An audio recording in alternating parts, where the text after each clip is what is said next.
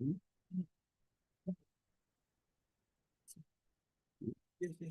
We just play one time. Welcome to the Protocol Roundtable, flagship program of the Association of Certified Protocol Practitioners in Nigeria, ACPPN, body of protocol professionals from both the public and private sector geared towards enhancing and promoting protocol practice in Nigeria. Protocol Roundtable is where we take a deep dive into contemporary issues, protocol and diplomatic practice in Nigeria and in Africa. This month's edition, we will be looking at a very, very critical issue, order of precedence in Nigeria. Protocol, power, and perception. How have we fared as a nation with the order of precedence? How has it been? What is the perception, positive or negative? Join the conversation by subscribing to our YouTube channel, ACPPN Nigeria, for very educational, inspiring, and interesting insights on protocol. Join us on Saturday, the 28th of June by 7 p.m. Nigerian time. See you there. Protocol is the silent force that brings out order, clarity, and elegance every interaction. Protocol is protocol for life. Protocol does matter.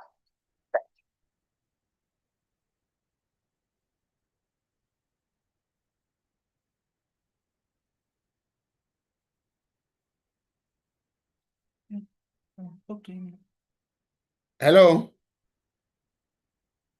Can you hear me? Yeah, Julius, I can hear you clearly. Okay. Faishola, can you hear me?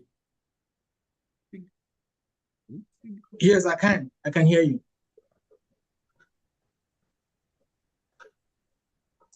I think we are waiting for Sam to launch us into YouTube. We are in YouTube already. We're already in YouTube. We're already there. We're already there. So I'll shift this. Okay, but Sam, I'm not seeing Sam logging yet.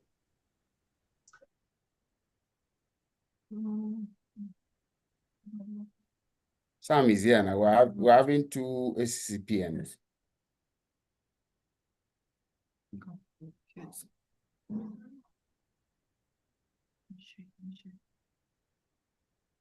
Okay, I think you should. That link is already in the group. Sam, can you send that link to the ESCO, the other two people that need to join this backend? Not everybody's joined this back end, though, seriously. So that we Only don't. two of them, have you? Yes, let's maybe the Muchu them and all the rest. People in that learning and development group. Okay. Is Franca here? Franca is supposed to be here, no? So that because she. Okay, in the next 2 minutes we are good to go. Sam, can you hear? Can you put it in the group that we are live going up now? ACPPN. All right, sir. Put it in the group that we are live going off. The next 2 minutes, them go to see the YouTube. No, it's maybe it'll be on screen.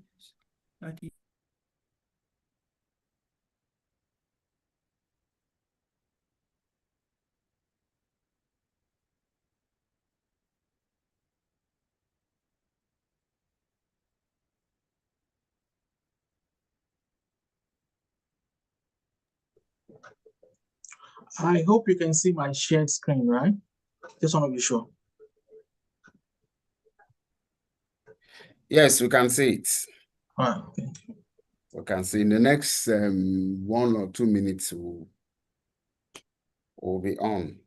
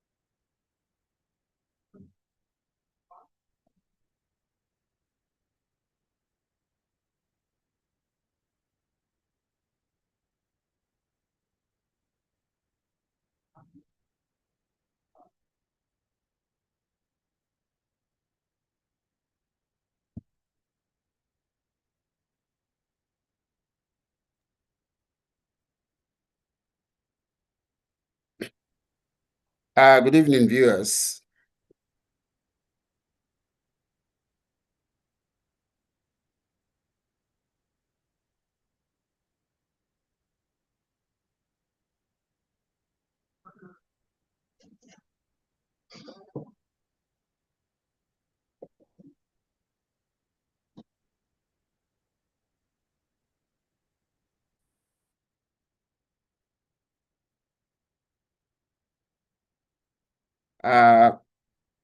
Presido, can you mute yourself?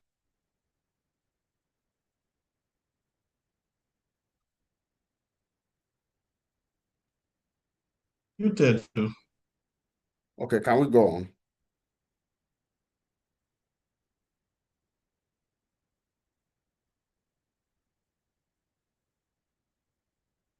Julius, yes, let's go on. All right.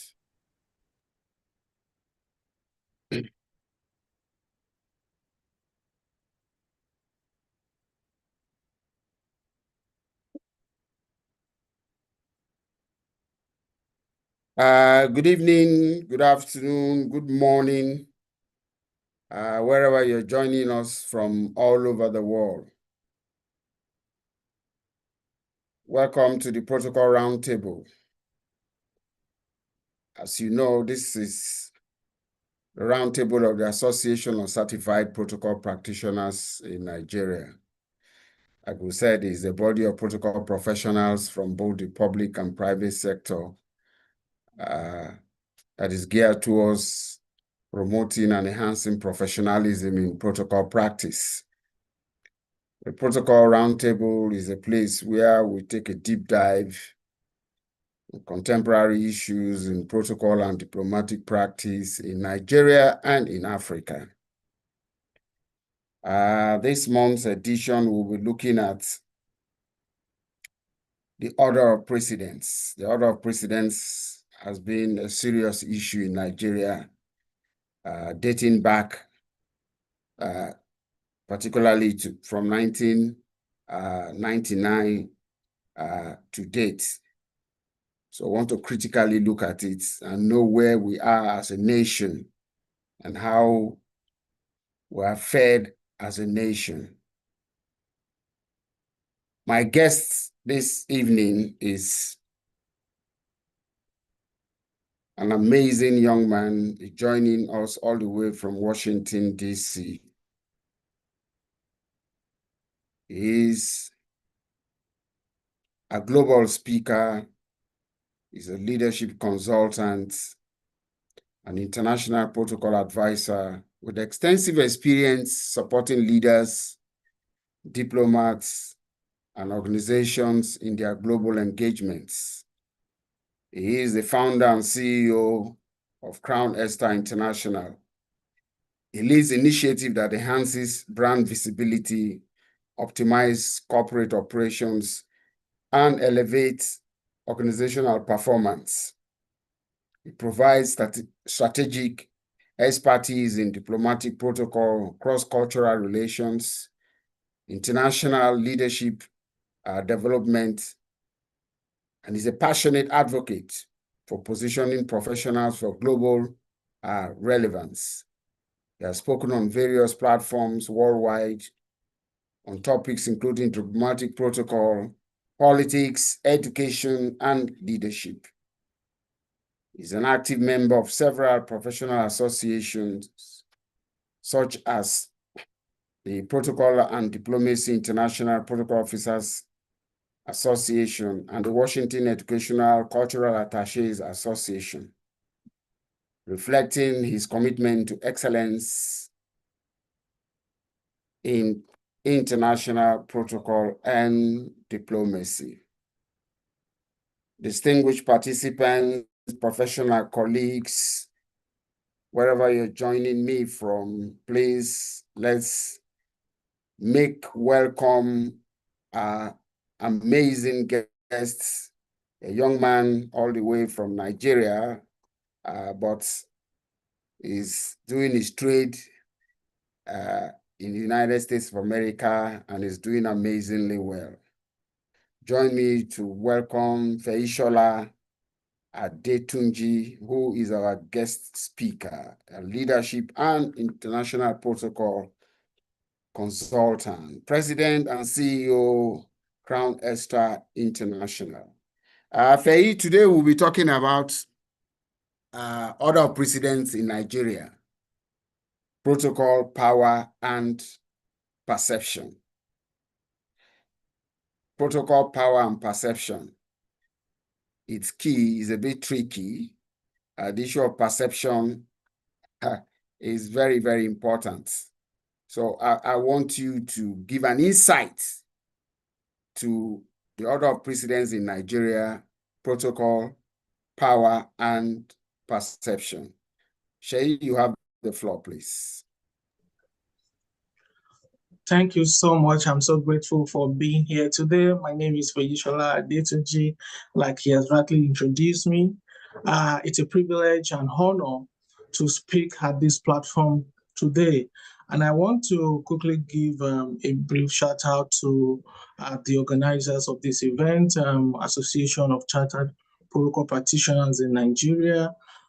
This is a good fit, and I want to commend this initiative that is providing professional development for protocol practitioners across Nigeria and beyond. So I just want to appreciate the leadership of ACPPN for this great fit. I will be discussing a very strong and important topic, and I feel this topic has been a topic that is so germane in context of protocol practice in Nigeria. I've observed over time, I have seen a lot of scenarios that are related to how order of precedence in Nigeria, is being conducted. So today, we'll be speaking precisely on order of precedence in Nigeria, protocol, power, and perception. So I'm going to give an overview of what we are going to be talking about today. So this session today will examine precedence as a tool for enhancing leadership credibility, event flow, and cultural harmony in Nigeria. So we have the opportunity to define and contextualize order of precedence within Nigeria and African socio-cultural frameworks. At the same time, we'll be able to identify the implications of precedence on leadership, protocol, and public perception. At the same time, we will also be able to analyze real Nigerian scenarios to uncover root causes of protocol conflict. So, we will also apply practical strategies for enhancing service delivery at official events. Finally, the one I call like the Jara of it will also be utilizing AI tools and global best practices for effective guest management and seating arrangements. So these are what we'll be doing today, and I want to encourage participants to sit back and also engage meaningfully during this presentation. And then I want them to also make use of the chat box and at the same time the comment section on the YouTube link. And I think that will go a long way because I really want this to be very interactive. Yes, now the first thing that we're going to right now, I will ask this questions from the participant, and I hope that we could always drop in our responses from wherever we are. So have you ever witnessed tension at an event over order of precedence? I know we are all professionals, we are extensively experienced. If you are, probably you can just drop in, such situations that you have witnessed before, and that will lead us to a lot of thoughtful engagement today. In most cases, people always put the place of order of precedence.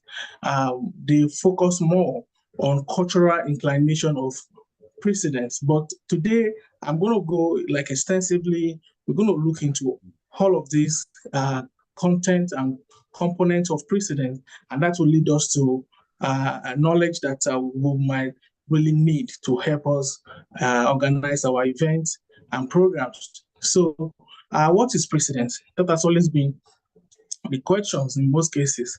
What do we understand by precedence, by order of precedence? So this is the condition of being considered more important in priority and rank or order.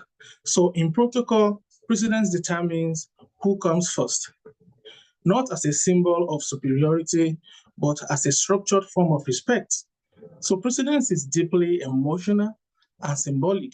It is tied to identity, relevance, and the legitimacy of rules in public and official events. So in protocol, more than position, it communicates respect, power, and intent.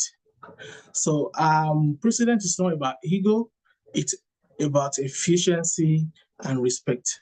So this is what precedence is all about, and it's really very helpful in putting a structure to our various events. Some of us are into private practice, some of us are into government.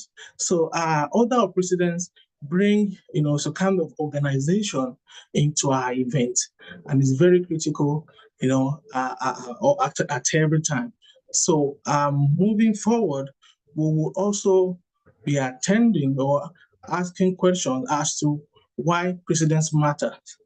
I've always received such questions in so many cases where people ask, why does it really matter to observe order of precedence in events? So today,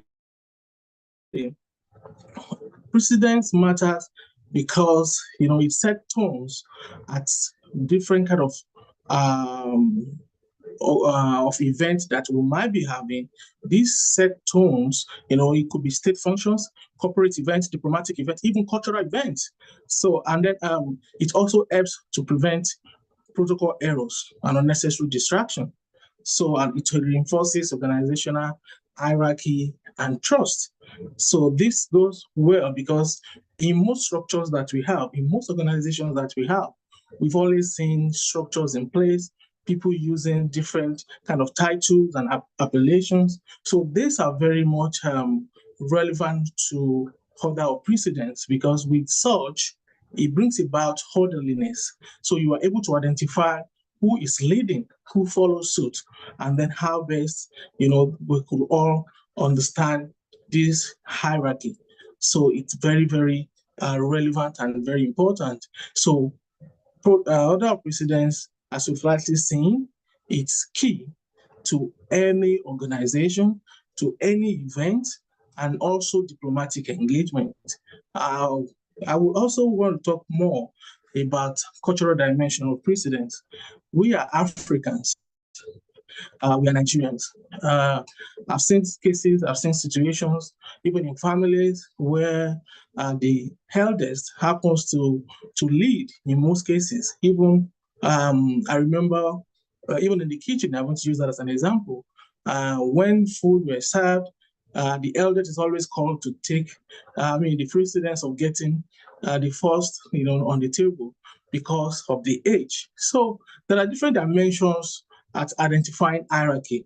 So one of them is the age, one of them is titles, one of them is the visible authority. So we also have workplace hierarchy, like I mentioned, and also in Nigeria, we have respect for elders, and that's why there's always conflict. And then there's always conflict between, constitutional order and cultural order in most cases, because we will be talking about that. We are going there, and it's one of the scenarios that we have to discuss today.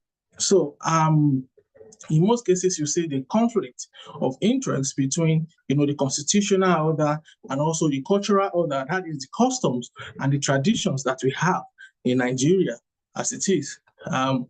So there are also perceptions to this as well. And then we have precedent-specific elements during events. Now, what are we talking about here? We're talking about speaking order, entrance order, and also sitting arrangement.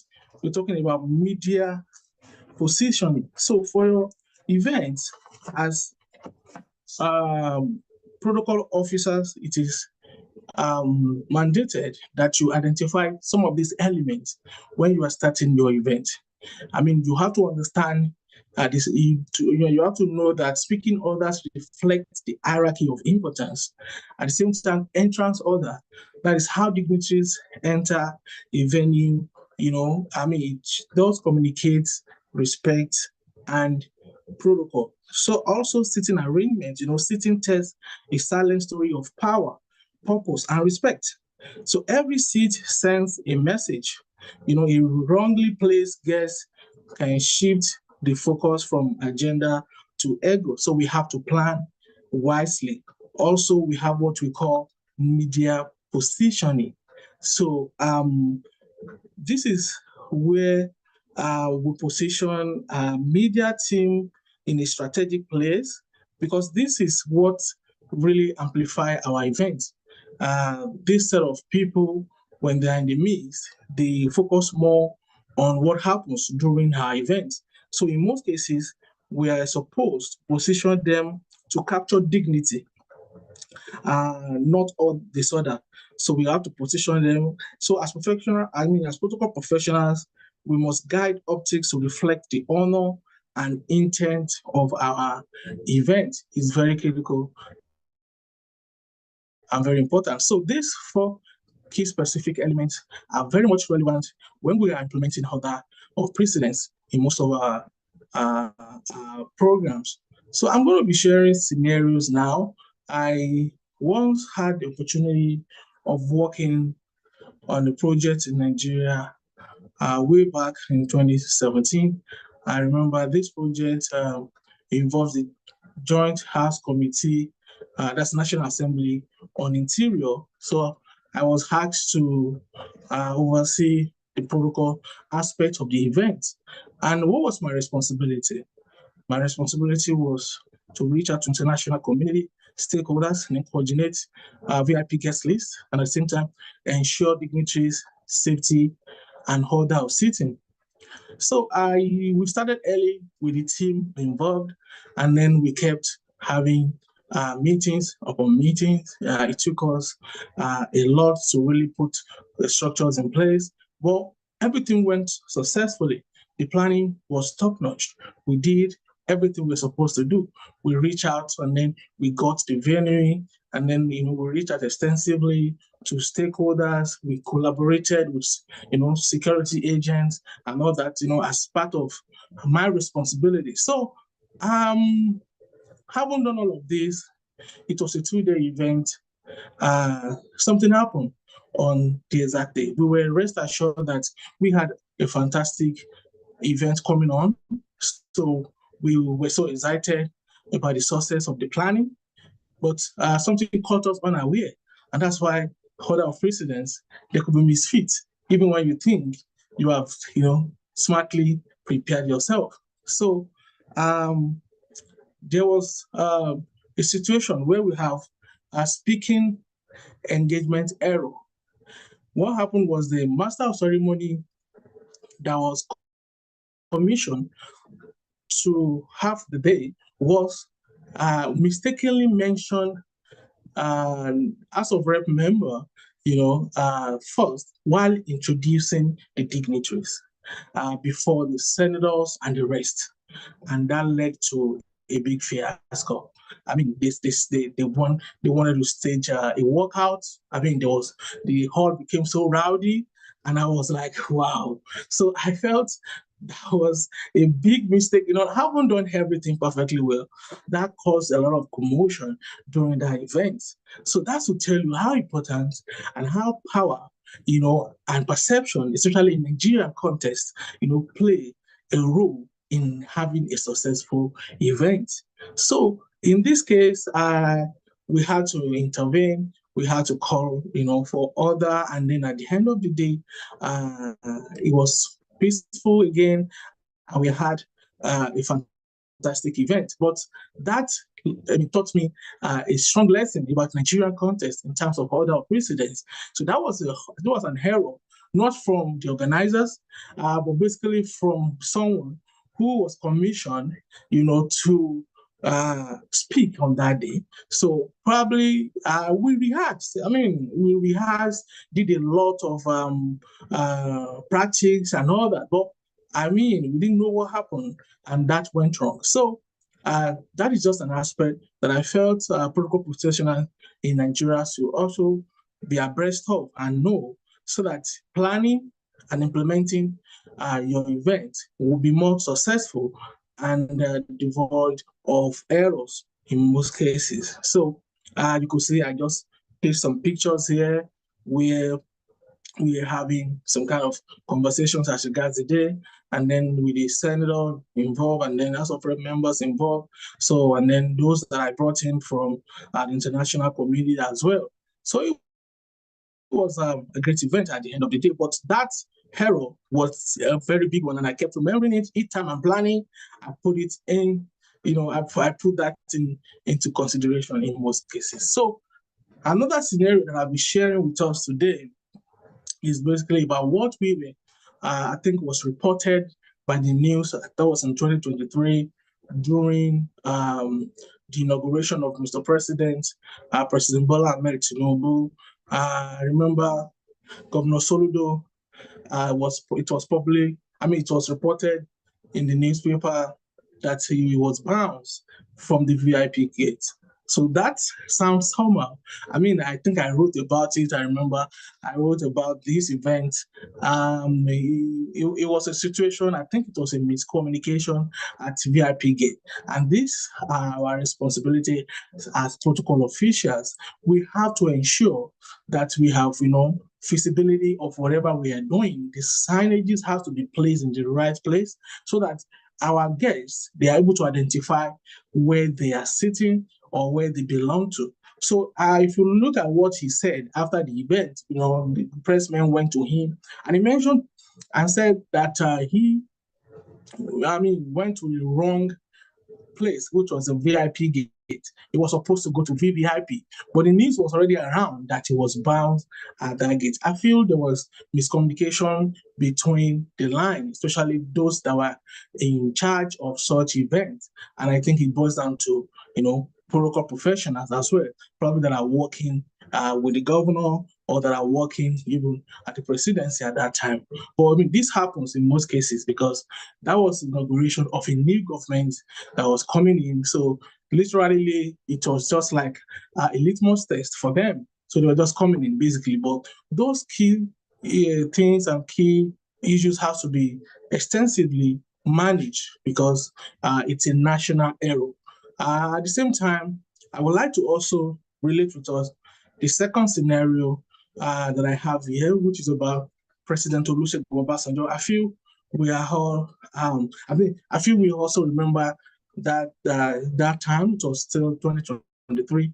If my memory serves me right, I remember it was 2023, and President Obasanjo was in Ibadan, Oyo State, and was having conversation during a traditional event, and then asked all the traditional rulers to remain standing while he was talking. And they said, why would that be? So there was this kind of friction, and there was a big, kind of, I think the newspaper carried it as well to say Obasanjo, embarrassed the traditional ruler in the start with. But constitutionally, he has to recognize first in whatever thing that he's doing during state engagement or state functions. I will get there as I'm going back. I would actually show us what we have in Nigeria as order of precedence and where former president belong. So he belongs, to a higher rank compared to traditional rulers constitutionally. But culturally and traditionally, it's always believed that our traditional rulers take preeminence and they should be respected just the way it is. But in this case, he constitutionally during an official event, he takes higher rank compared to the traditional rulers. So clash of constitutional and traditional precedents do occur in most cases. So also sensitivity to heritage and office balance power with cultural wisdom. When you are doing your event, you have to balance power with cultural wisdom because it's very much important for you as a protocol professional to ensure smooth, event. And the only way you could do it is to apply wisdom and also customize situations as well. Because I know some of these things differs from each culture to another. So you are also encourage to also customize accordingly. The last one that I have here is the event that happened in Osun State. I remember with Governor Adeleke and former Senator Bashir at Heat Ground. I think they were having prayers, Muslim prayers, and there was sitting arrangement that was meant for the governor, but the senator came and sat right in front where the governor was supposed to sit. So that was a breach in the first instance. And I read the protocol in charge was trying to redirect the senator to sit where behind the governor, where the seat was kept, but the senator said no, I had to sit in front. So there were a lot of commotions and problems erupted, and it took a while. The news also carried that. That's also something that could have been avoided if communication has been done well enough even before the event itself. If you have notified those that were invited to know prior to the event where they are sitting. So that's why tagging and numbering of seats matters a lot. And your invitee has to know probably a day before or better still, early enough in the morning, of your event. So you have to be proactive enough to make sure this, arrangement has been taken care of before the commencement of your event. Because sometimes you can see it causes some kind of misfit. And then before you know it, it goes, to the media and people start bringing in a lot of thoughts towards that. So this event that happened, I think, caught, press attention, and it was heavyweight. So importance of clarity and neutrality in enforcement as well. So there needs to be clarity when you are implementing your project, especially your event. There needs to be clarity, even in a private practice or probably in a private establishment. You are also expected to do the needful by ensuring that your guests are abreast of every information that they need to know before the commencement of the event. And I feel those scenarios served or went viral, that it caught attention of a lot of people, even international community. So these are some of the newspapers that was out there that time, that I was able to research and bring all of these things on board so that this could serve us better, and we could also walk around this and see what went well and what did not go well, and we can always walk around it to make sure that during our own activities and events we're able to note this and also avoid such errors in most cases. So the next on my slide will be Nigerian order of precedence itself. We can see what we have here. So the Nigerian order of precedence blends constitutional authority with traditional leadership structure, creating unique protocol challenges. And also, protocol officers must navigate these complexities while respecting both constitutional authority and indigenous leadership system. So we can see with this structure that I have here, we can see the overview of Nigeria order of precedence. So, I mean, it's a formal hierarchy used in official gatherings. And then here is a simplified fashion that I made. So this is telling us that Mr. President is the number one on the list. And then we have the Vice President, the Senate President, followed by the Speaker of the House of Representatives. We have the Chief Justice of Nigeria. Then we have former presidents. And then we have state governors, ministers, and ambassadors. We have traditional rulers. Then we have senior civil servants and military officers. So if you look at it, if you could go back to the incident in Oyo State that I mentioned, you see where the former president lies right here. He happens to be number 6, and where you have the traditional rulers at number 9 constitutionally, basically. So we need to also have this understanding. Then you need this chart. You need this chart while planning. While planning your events, you always need these charts, to work with in most cases, because this will guide you and also direct you in the right direction. So we'll just be talking about practical strategies that will be very helpful to us as protocol practitioners and professionals in Nigeria. So planning, like I rightly said, is very important. You have to reconfirm your guest list, and then daily. That means if anything changes, you should be able to address it. And also communication. You have to react with relevant team and department. So you have to collaborate. Meet with team that are also very important, in your event. Make sure you check in with them, and then you collaborate, extensively. And it's also important for you to also have what you call backup plan. So prepare on the spot solutions for last minute changes. That means as protocol officers, we have to be adaptable. So if anything changes, you should quickly be able to address it and put everything in order, since we know protocol is all about orderliness. So also security coordination, VIP access must reflect protocol status, cultural sensitivity. We have to navigate ego and tradition with empathy. And most importantly, training and professional development. So we have to keep acquiring skills as to how best we could perform, or we could improve our performance, or we could acquire skill sets that will lead to our optimal performance. When we have events in our offices, it could be state events, it could be where we are consulting and all that.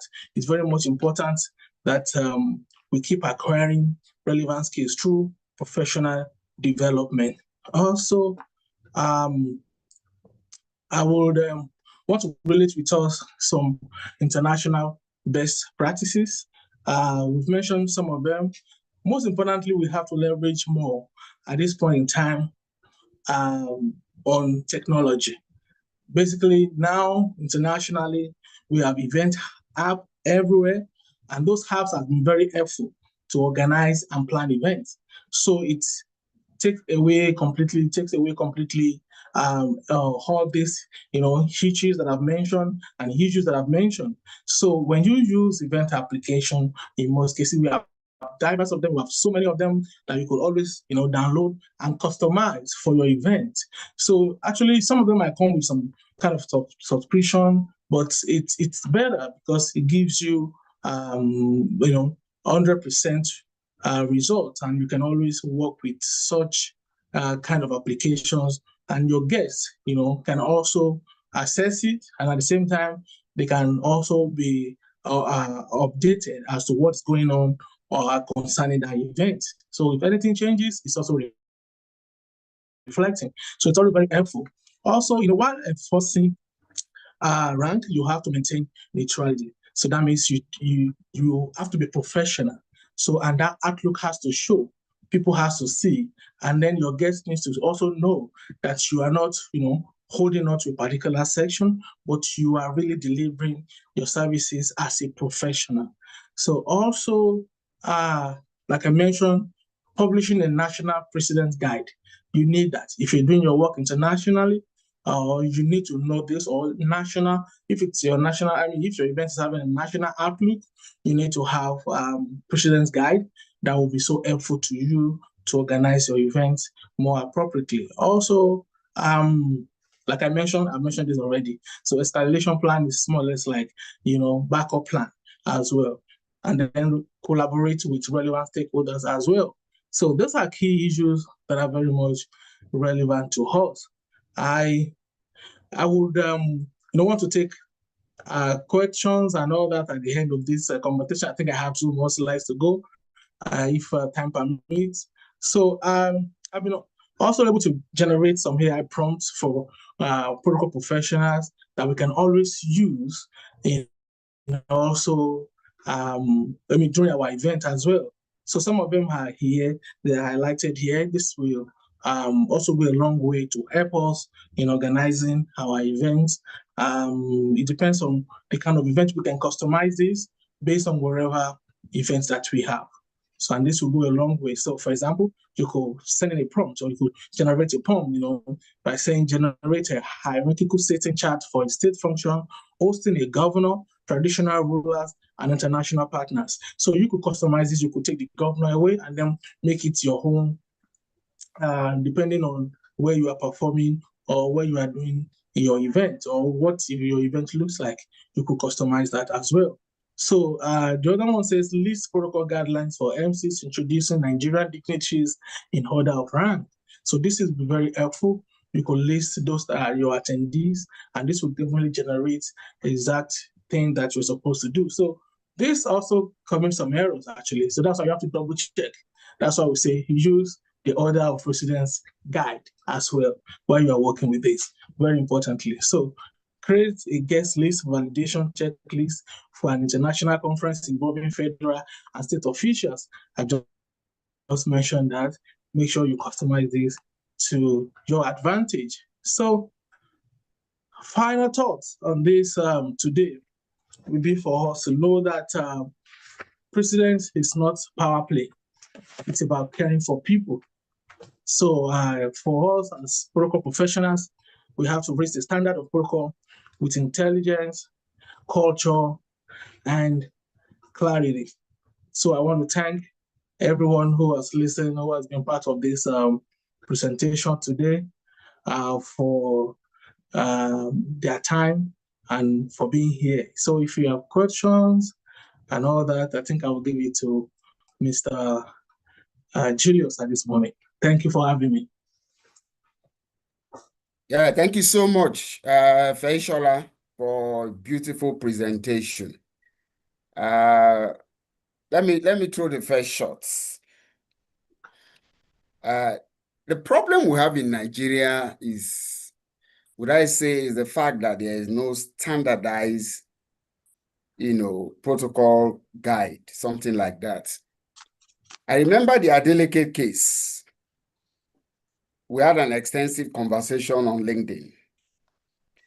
Now, going by the current order of precedence that was given by the federal government. That was in June 2024.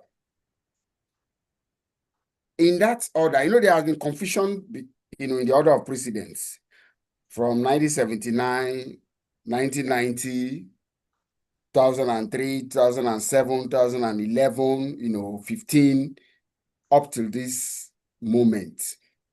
Going by that, you find out that a senator of the Federal Republic comes before a governor, going by the latest, clearance that was given by the federal government.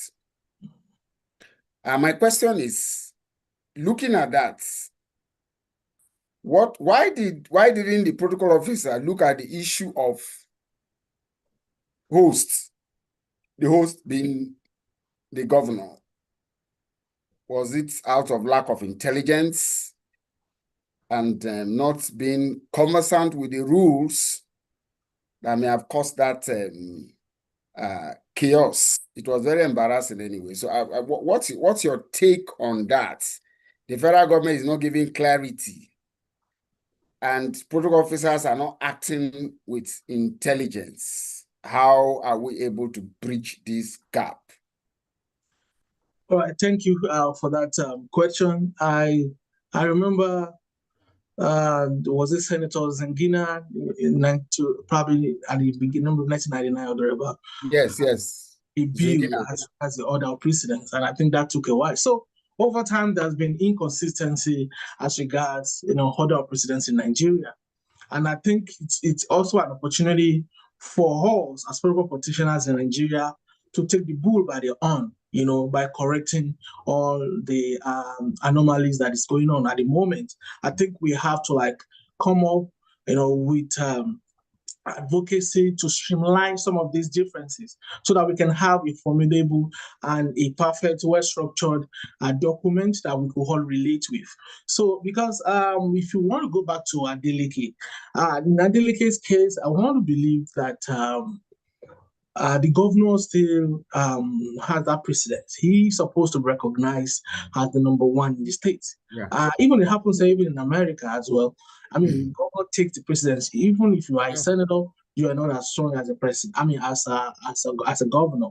So in this case, I want to believe most of our protocol officers in state houses and all that, or state secretariat, or that requires some kind of professional development also to update their knowledge so that they can also perform as expected. Because in most cases, you discover that some of these lacuna or some of these problems that we're seeing, it's as a result of not being informed. Like we all know, education is very important.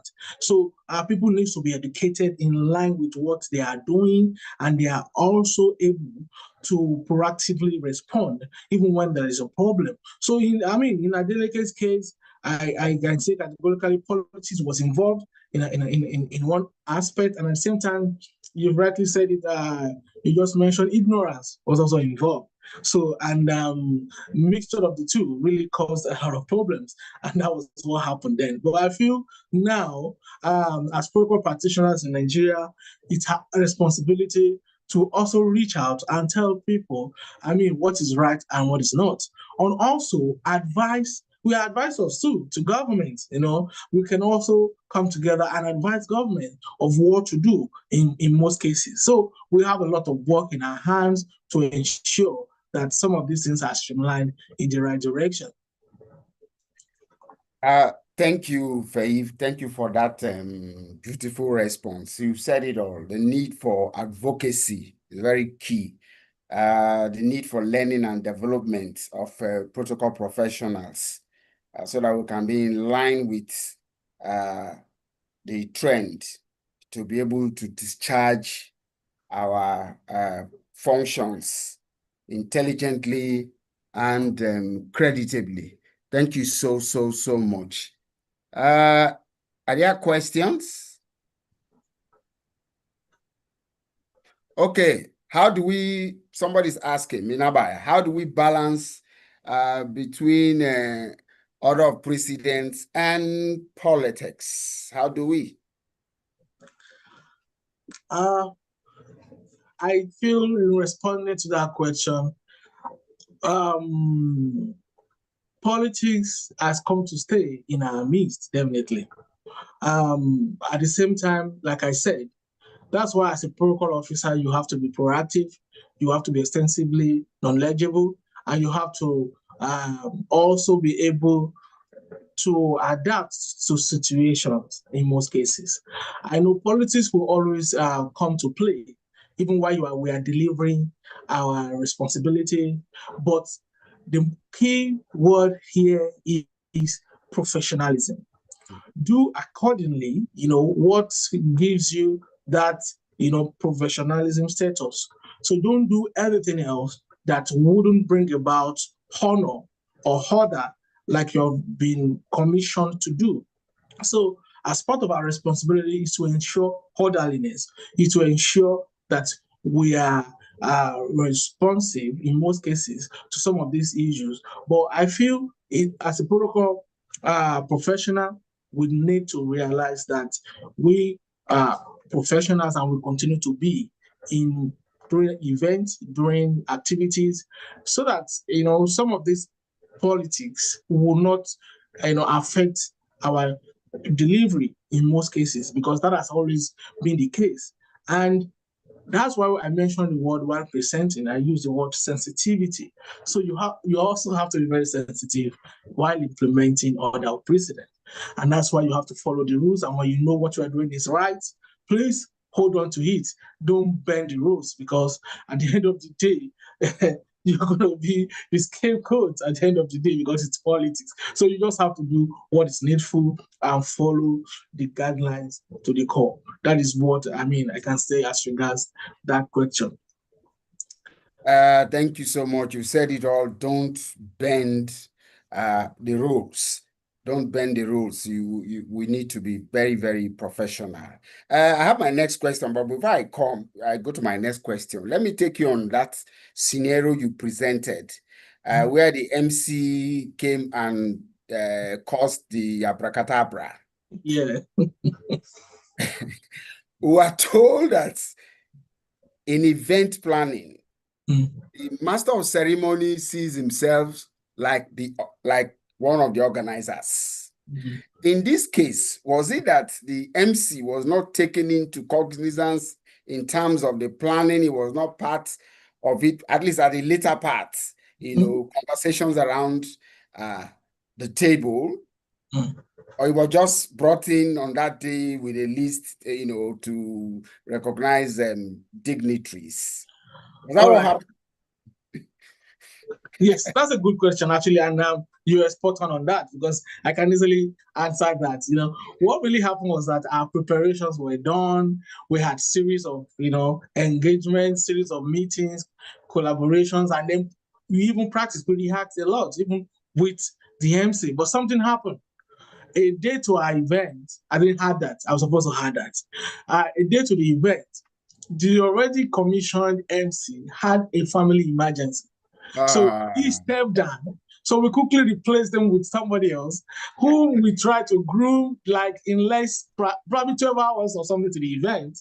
So, because we couldn't help in the situation. So at the end of the day, we found out that, despite the support we gave and all that, it still went the other way around. So, it's something that we felt so uncomfortable about, and then we're so disappointed, but at the same time, at the end of the day, we were able to have a successful event. But that was the main thing. That was what happened basically. Overnight we had to change the master of ceremony, who was trying to learn and get to know what was on board for him, but he couldn't provide a professional approach on that day, and that was what happened basically. Okay, thank you so much. I can understand how, as an MC, I understand. I know where you're coming from. I do know. That's okay because they can twist your events. Yes, that's And true. so I think they need to be part of the Plan. planning. Like Yeah. I've always said, a protocol officer is a better MC because he understands the order of precedence, Exactly. Mm-hmm. So it's something we protocol officers also need to look into Mm-hmm. the issue of being masters of uh, ceremonies. It's very important and it's very key. So, but what somebody's asking.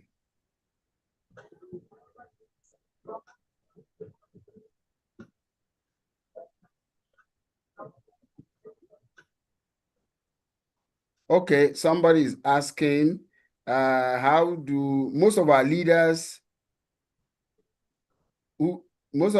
we serve may be aware of precedents, but how do we go about raising this awareness and consciousness in them? How do we go about it? That's Um, from Minabai. yes. So I think, like I said, since we now have this association in place in Nigeria, it's a plus plus for this situation right now.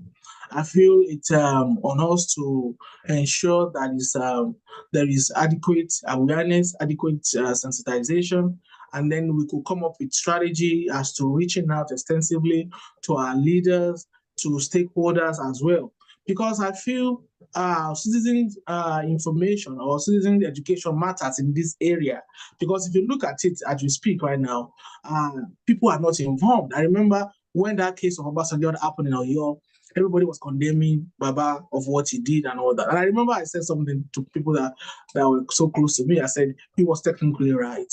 And then they said, no, why would you do that to our leaders? If you check online right now, you will see how he was battered and all that. Just because they were not well informed.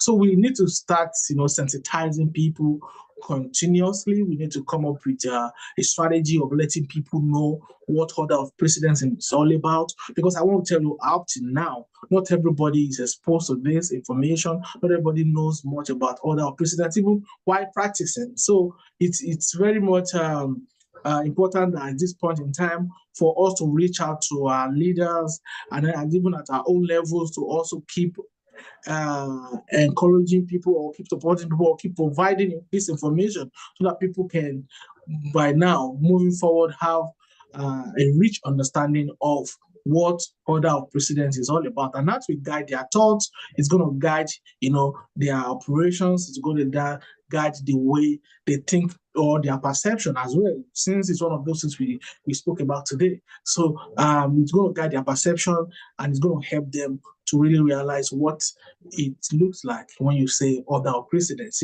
This is even also in our religious environment as well, religious bodies, religious institutions.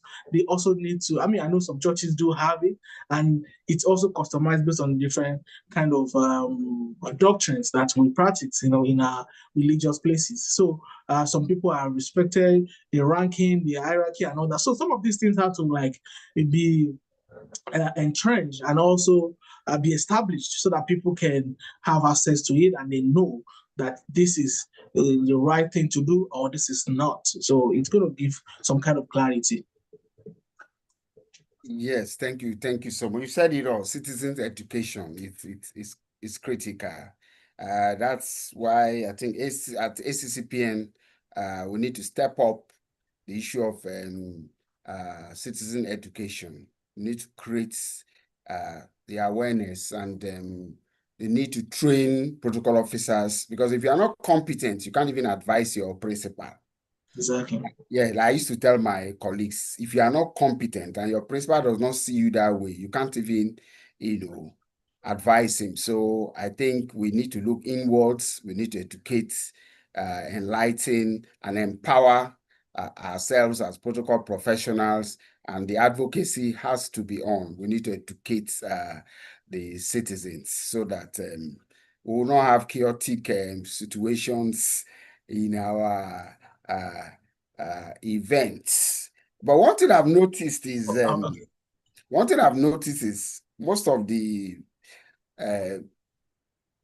the very big boys in the private sector, when they come to an event, take somebody like Dangote.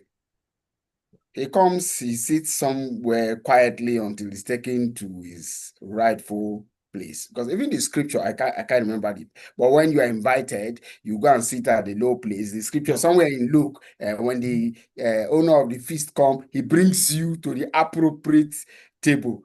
That's order of precedence, That's respecting sitting arrangement and all the rest. It's been there right from the biblical days. But I don't know why in this part of our environment, we seem not to be, even former office holders still think that they still hold that office and they want to still maintain that kind of status.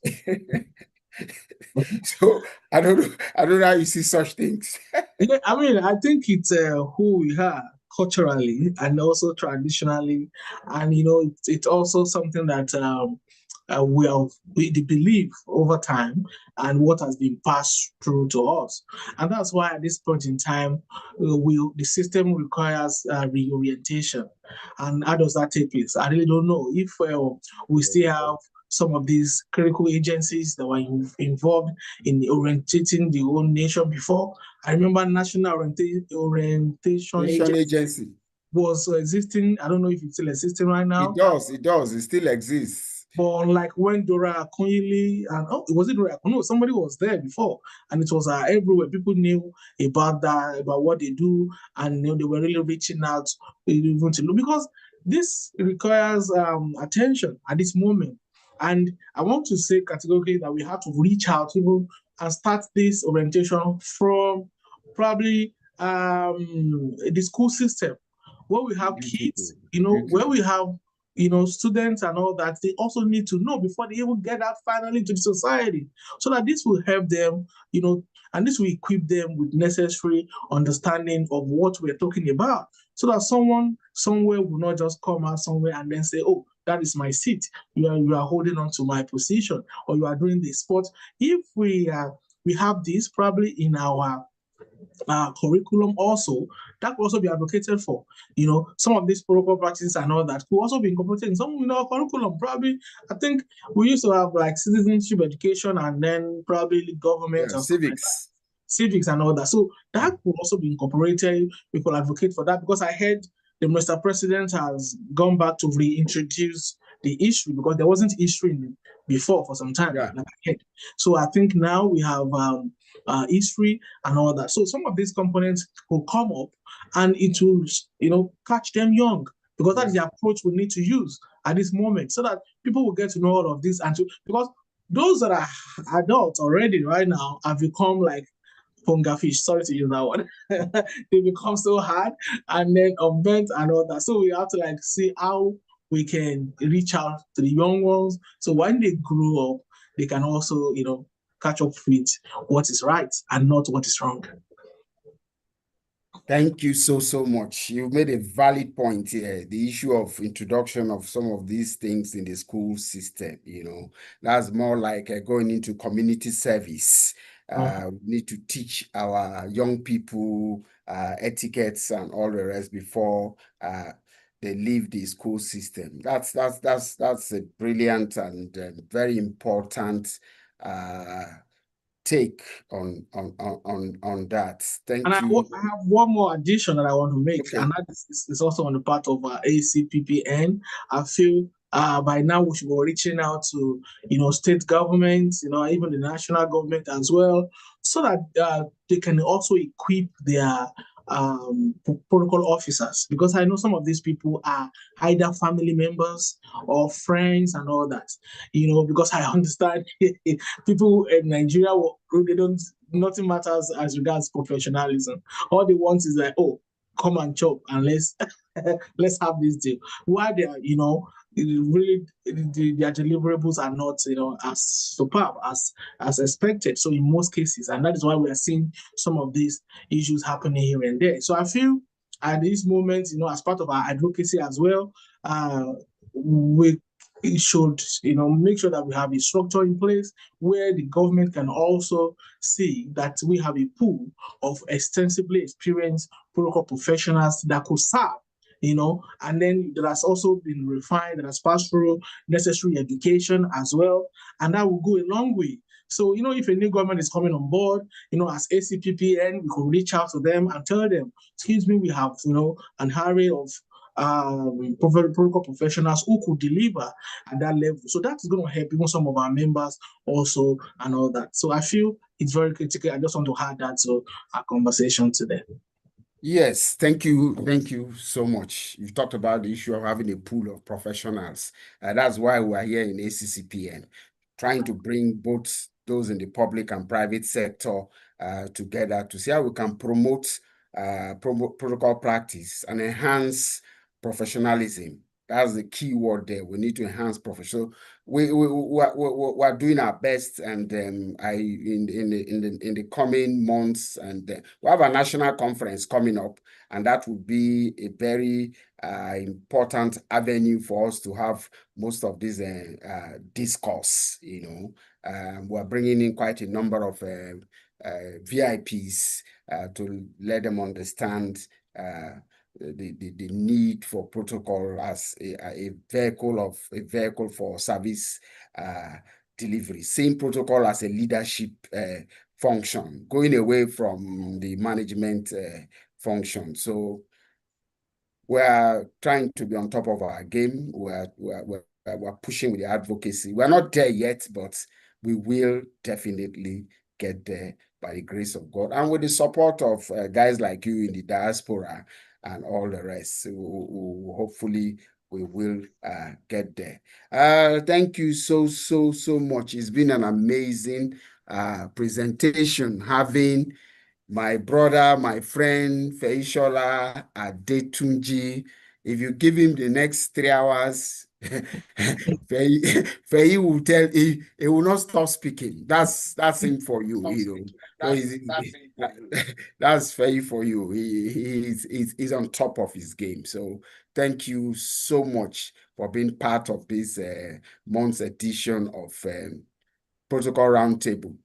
We hope to have you again. Other issues we need to look at. The issue of leadership, we need to look at the issue of protocol as a leadership function. So just wrap your head around it, and you'll come back and for us to speak on that again. So thank you so much, distinguished participants. That's our guest. He's still in the house. I want to appreciate everyone that has been here. My president is on board. He's here. Mr. Michael Ikimbo is in the house. The founding president of ACCPN, Patricia Kenneth Divine, is also here, and quite a number of persons. Folabi Yenisi is also here, Henry Benjamin, quite a number of Marbles Travels. We have quite a number of participants today's event. So at this point, Bimbo, are you there?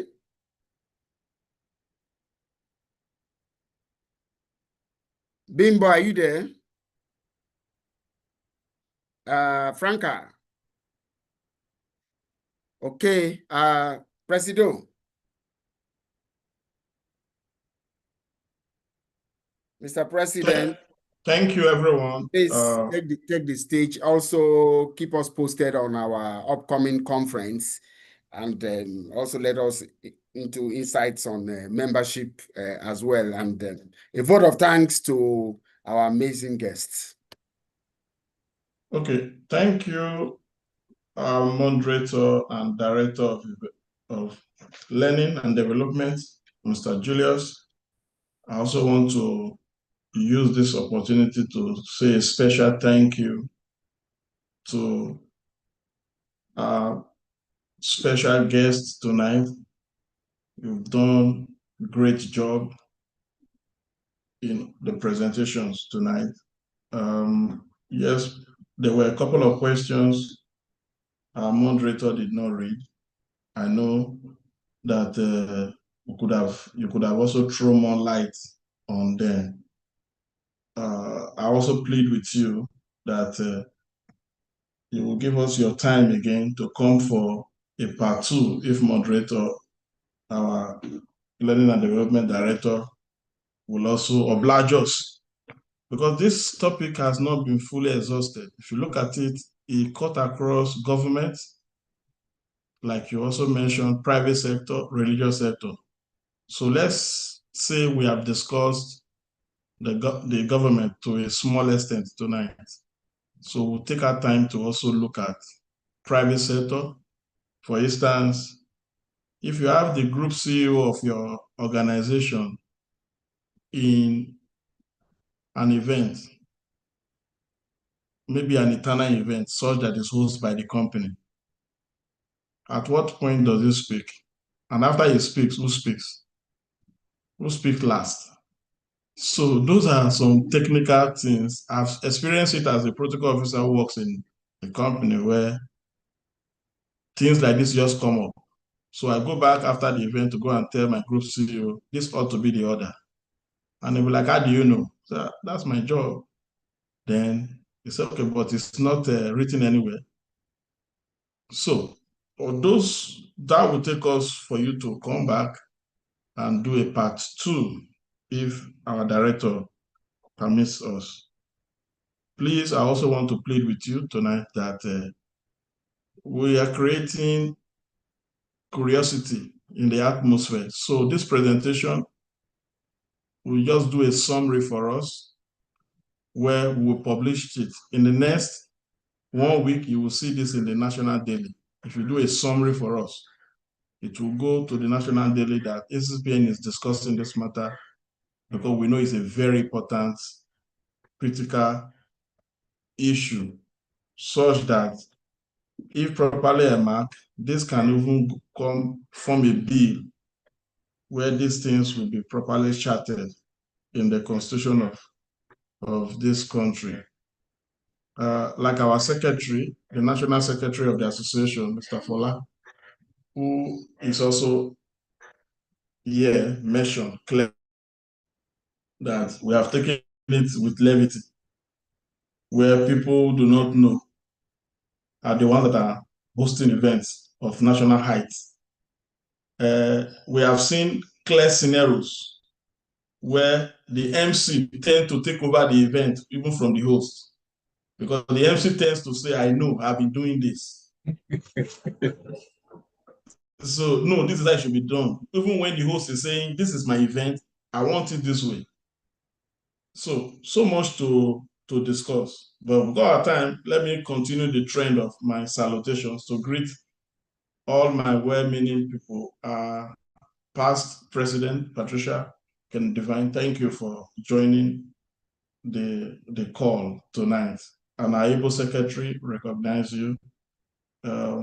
The director of membership, she was here, but I think network just kick her out. So I will quickly just to talk that, mention here that the ACPPN is our National Protocol Association, Association of Certified Protocol Practitioners in Nigeria. It's a non-profit, non-government organization open to those in corporate sector, government, religious, and all the likes to join. We have a link where you can, with a click of a button, become a member. We have our website. Feel free to check us out, acpn.org, to see the trend issues that are being raised. As of today, we have membership strength cut across the 36 states of Nigeria. So we encourage us to share this good news across. We should be far bigger than this by now, going by the importance of the association. Also, to quickly mention that we have an event coming up, which is the National Convention, which will go to come up in November. Date, time, venue will be properly announced. It's going to be a national event. The plans are already on. The invites, some have been shared. The feedback are overwhelming. People are already saying no, speak. Governors are already confirming attendance. So let's watch out for this. That we also invite you to be a key member. We want to thank everyone one more time to say thank you for your time. Let's do this again. Sir Julius, over to you.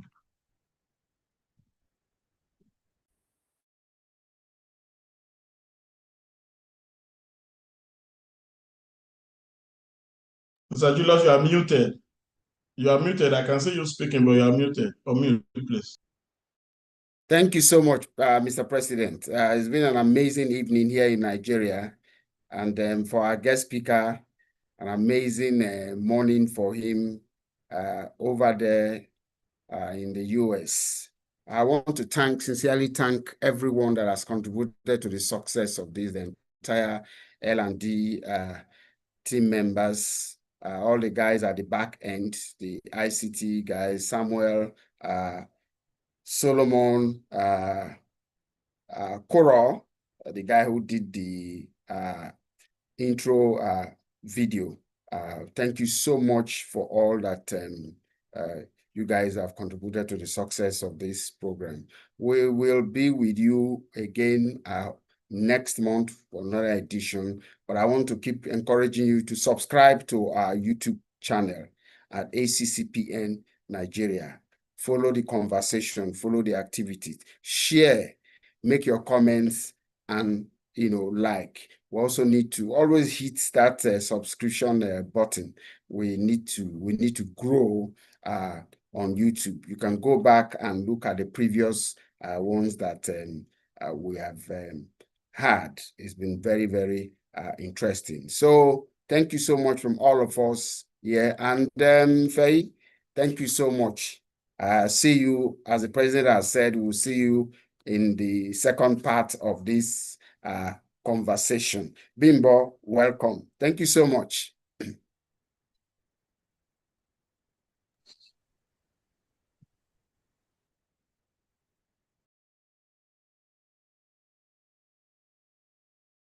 Okay, Mr. Julius, I think they can stop the recording if possible, and we'll quickly just discuss.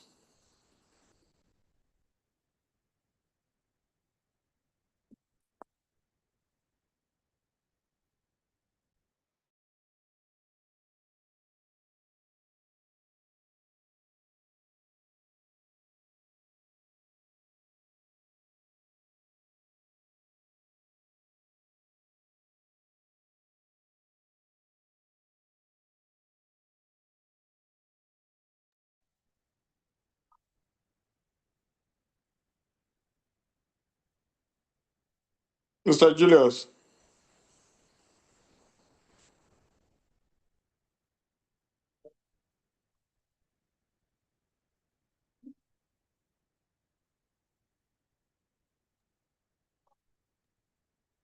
I can hear you. Well done, guys. We are grateful for. You can see that the network did not disappoint. At times we fear for. No. The network was okay. It was Even very. my own at some point it come the day stable, but I was very scared. I didn't want to take chances at all. I didn't want to. Thank God. So I'll speak with him. We'll try and do a summary of it, but a lot of issues that have been raised, that needs to go into the public domain. I don't know why our PRO not the part of this whole thing. So that, because firsthand, if you did there, you know what to write. Firsthand, if you did there, you know the points to pick up. But we'll just try and do this because this issue is very critical. Mr. Julius, hold on. Let me see if I can end it from my end. Sam is saying the thing is still active.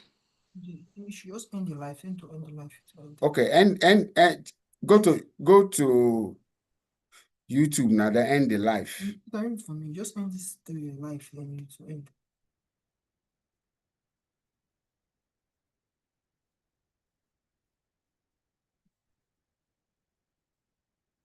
End the Zoom to end.